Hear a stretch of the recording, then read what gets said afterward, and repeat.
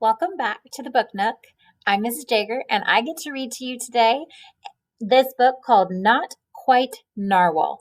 And it's going to help us remember to be ourselves no matter what we look like or who we sound like or any of that stuff. Just be yourself and love who you are on the inside as much as you love us who you are on the outside.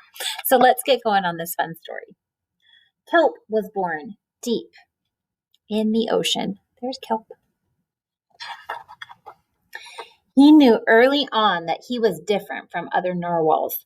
His tusk wasn't as long as everyone else's. And he had different tastes in food. See, that narwhal's chewing up on some octopus. Kelp doesn't like it. And he wasn't a very good swimmer. He's got little floaties. But his friends didn't seem to mind, so Kelp decided he wouldn't either. That is, until he was swept away by a strong current. I wish I were a better swimmer, he thought. Kelp found himself at the surface, closer to land than he had ever been before. High up on a cliff, he spotted a mysterious, sparkling creature. It looked so familiar. It looked like Kelp. Do you see him?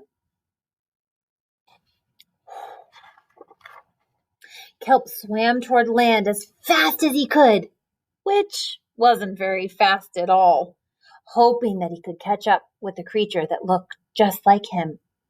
When he finally reached the shore, Kelp felt a little bit anxious. He had never left the ocean. He was nervous about walking for the first time, but the land creatures made it look so easy.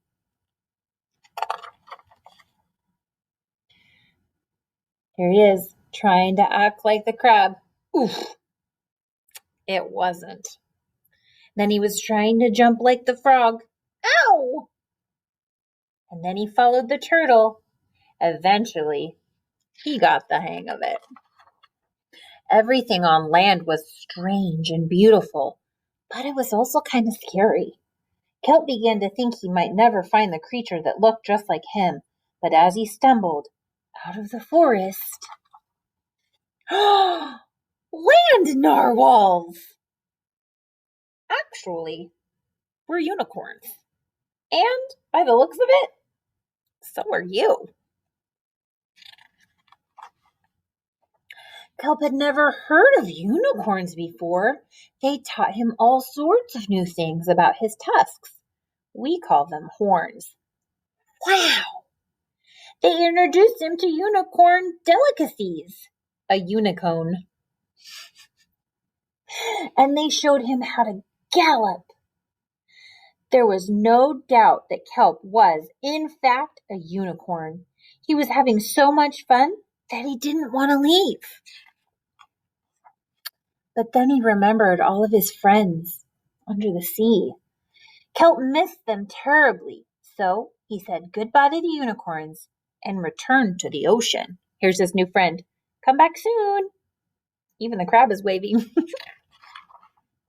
Kelp swam toward home as fast as he could, which wasn't very fast at all, hoping that the narwhals would still like him now that he was a unicorn. When he finally arrived, Kelp had butterflies in his stomach. There's a banner. It says, "Welcome home." Here's his friend. Kelp! Kelp took a deep breath and told his friends the news. It turns out I'm not a narwhal. There's his friend. Of course you aren't. I'm a unicorn. We all knew that. They took it quite well. Kelp was happy to be home, but now that he experienced life on land with the unicorns, he couldn't seem to forget them. Did he want to be a land narwhal with the unicorns or a sea unicorn with the narwhals? Kelp couldn't decide, but then he realized that maybe, just maybe, he didn't have to choose. Look at all those unicorns and narwhals hanging out together. And there's Kelp. He got the best of both worlds. Oh, look.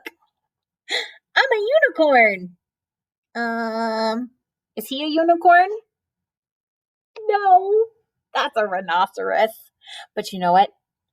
Even if he wanted to be a narwhal, could he be a narwhal? Sure, why not? You can be anything you want to be. You just have to set your mind to it. So I hope you enjoyed this book with me today here on Mrs. Jager's Book Nook, and I'll see you guys next time. Bye.